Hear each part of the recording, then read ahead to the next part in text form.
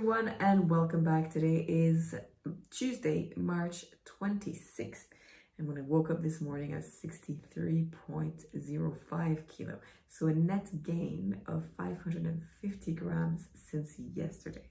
And before I start explaining anything, I just want to tell you I am delighted to see that, because this next few days I'm going to end this type of vlog, which is more of a conversation with you with what happened the day before. But this specific result this morning is going to highlight why it is important to do data analysis on your own body and why I use it to help my weight loss. And the result that we have today, I think we're going to have a bit of noise, I'm sorry. The result that we have today is going to highlight a lot of things that are very important. So let's look at the numbers. In terms of total calories, we are talking 1,705 calories, 98.2 grams of protein. I walked 21,500 steps for 15.6 kilometers, which overall is pretty good. So it doesn't explain, yesterday does not explain the numbers anyway. They don't explain the result on the scale today. So what could that be? All right, so let's take a look at the meals. So I had a shake.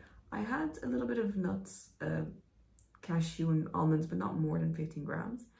Then I had my salad.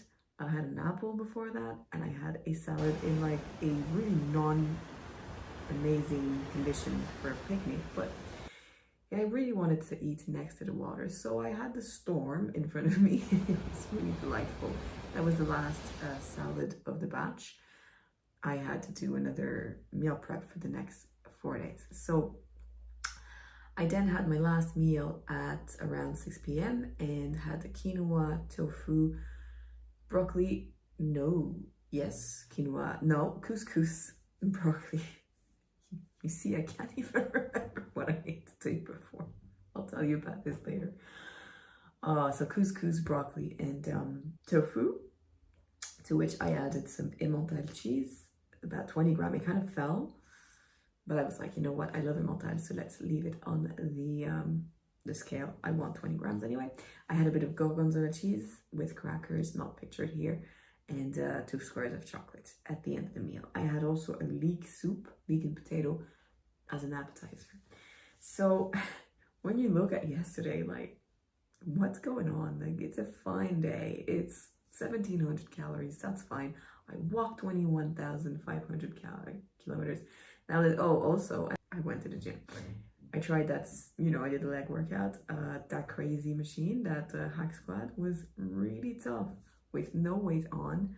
It's already apparently 78 kilos, and it was really challenging. I did a few reps and then I was like, okay, I'm going to go squat, hip thrust, and do machines, because it was way too hard, way too hard. We're gonna try it again this week, but it might be just for a few reps at a time. And honestly, I thought it was challenging, but I did a good leg workout. I'll give myself 5, 6 on 10 intensity wise. So what I want to show you is, okay, yesterday results do not explain why I gained 550 grams. Like, there's not, in terms of calories, in terms of, remember I showed you I couldn't even remember what I ate yesterday. Well, it's a good thing that I track every day, everything, to be able to refer back to the past, because clearly my memory is not doing great. If it's your case, okay, and you look back and if you don't take your numbers down in your document, and yesterday you're like, but I'm pretty sure I ate all my meal prep, everything was weighted already, I only had 2 squares of chocolate, and then I walked, why did I gain 550 grams? In my case, it's easy to know why, because I have all my numbers for the past 12 weeks. So what I'm going to do, I'm going to show you what I do to explain it. Let's go back for the past week since last Wednesday, and let's just make an average of the calorie total for the past 6 days. So since Wednesday of last week, I have eaten on average daily more than 2,100 calories. This, guys, is a maintenance plus a little bit of a surplus maintenance, okay? let's take a look at the numbers since last Saturday. So not this weekend, not past weekend, but 10 days ago. Where we have an average of 2,080 calories a day. That is not calorie deficit. On top of it, let's take a look at the expenditure. So what I actually did in terms of walk and energy expenditure and training. Well, there's a few days, like last Friday, I didn't walk much, 2,400 steps. And then Sunday, I didn't walk at all. So in terms of energy expenditure, I've increased my daily calorie intake by a lot, because I don't think I was at 2,000, 100 in the past few weeks. And then I reduced the amount of steps on average for the past 10 days. So this is really interesting, because it tells me straight away why today, this morning, I wake up to 63 point something. Because yeah, yesterday was good, but it's not like I fasted yesterday. I didn't eat just 200 calories. I ate 17, which is 1,700, which is maintenance. I walked good. So, it's the days before that can explain that. And if I had not taken all my numbers every single day religiously, I could think, if I was trying some kind of random program that I found on the internet, I could think that this program isn't working. Maybe I'm consuming too many carbs. So I can't even remember yesterday. Sure, yesterday I did a video about Sunday. I couldn't even remember that I had yogurt with pistachio and jam, and I could not remember that I broke my fast with a hot chocolate in the morning. You see what I mean? I can't remember what I ate yesterday and tell you in a video. And this is the aim of the video. It's to tell you what I ate the day before. I can't even remember. So imagine the numbers. It would be impossible for me to study a program or a diet or some kind of whatever protocol diet I found on the internet if I wasn't taking my numbers daily.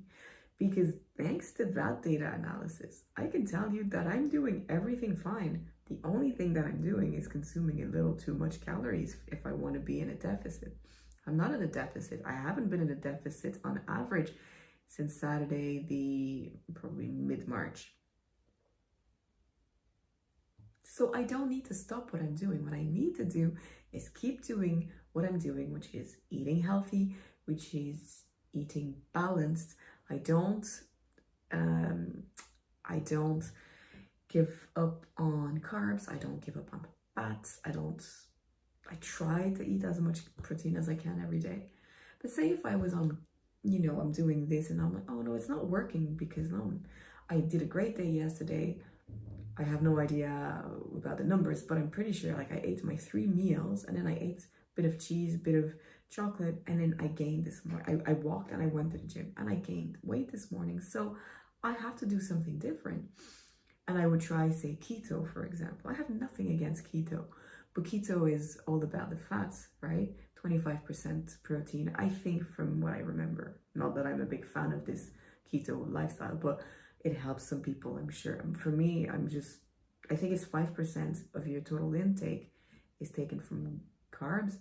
So I would need to completely do an overhaul of my meal preps and everything like that. If I thought that the day before was the reason why I was today 63.05, which is 550 gram gain. It's not clear what I'm saying. I realize it. But what I just want to tell you is whatever you're doing, if it is healthy, it doesn't mean you're going to lose weight if you're not in a calorie deficit. And where I'm trying to go with this is, yes, the calorie deficit is important. It's, in my opinion, and that's an opinion, it's the number one reason why you're going to lose weight if you're in a deficit. If your levels of activity are high, if you're walking and you're training and you're swimming and you're doing all this and you're reducing every day the amount of calories that you need to maintain, you're in a deficit, then you should lose weight. And if you track everything and you put it in a file and you can refer to this file and you're not losing weight, even though you're in a calorie deficit, then you go see a doctor. But until you do this exercise, you can't know that you are in a deficit. And so you might think that eating carbs is not good for you. You might think you're eating too much fat. In my case, I showed you the numbers. I'm just in a surplus, slight surplus. 2,100 calories is a slight surplus. It is a surplus if I do not walk every day and train every day. So my level of activity needs to match the amount of calories that I consume daily if I want to maintain or lose, because otherwise I'll gain. So this Friday that I didn't walk last week, the Sunday that I didn't walk day before yesterday, this is zero expenditure in terms of walking. And I still kept my calories at 2,400 on Sunday. I can't remember Friday, but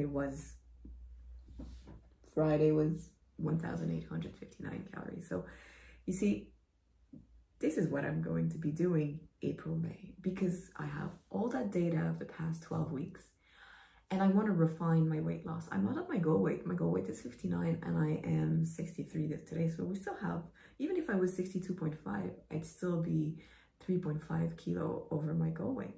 And that is hard to achieve. Yeah, when you go to the last kilos, you're very close to the finish line. But if I want to reach it, then I'm going to refine my numbers and I'm going to refine my deficit. I'm going to ensure I am in a deficit among other things. And I realized yesterday, I was looking at the footage from the machine, the hack squats that I was trying, and I was like, oh, I still have a good bit of belly fat, and I don't like that, because belly fat, it's not even an aesthetic thing, is the fat that is around my vital organs. I want that to be gone. It's okay, this is okay, pinching my arm fat is not a problem. My bum fat, my thigh fat is not a problem. Where it is a problem is that I want my stomach to be fatless as much as possible, because I want these organs to be not surrounded by fat. That's for me. I'm not saying you need to do that. Obviously, I want a smaller waist, like, don't we all? Maybe we don't, but I do. I will feel better when I don't have that little pudge. So anyway, all that to say, that's what I'm going to be doing in April, May, and I'm going to use these numbers. I have collected everything. I'm going to use them to draw conclusions on how I could go forward and better my weight loss and make it happen, because I'm not going to be lingering in a maintenance like this forever. I want to reach my goals and then maintain. Now I'm very happy that this happened this morning, so I could show you the numbers, because it's so important. Yet I don't know a lot of people who do data analysis on their own bodies. Yes, athletes do it. So bodybuilders, for example, people in the fitness industry are all about the numbers, and they might not have this format. They might not have the spreadsheet, and they might be tracking other things such as their resting pulse, heartbeat. They might be tracking their oxygen intake, whatever. But yes, in the fitness industry, it is normal to be doing that kind of tracking. It is not among regular people that don't necessarily have some kind of fitness goals or whatever. And it is frowned upon on the internet. So obviously I will discuss that maybe tomorrow, but it is a touchy subject, so I'm not really happy about having to discuss it, but it will be necessary before I start really diving into the numbers in April. Is it? Yes, it is. Okay. So yeah, I'm going to see you tomorrow for feedback on today. I hope you have a fabulous day. Bye.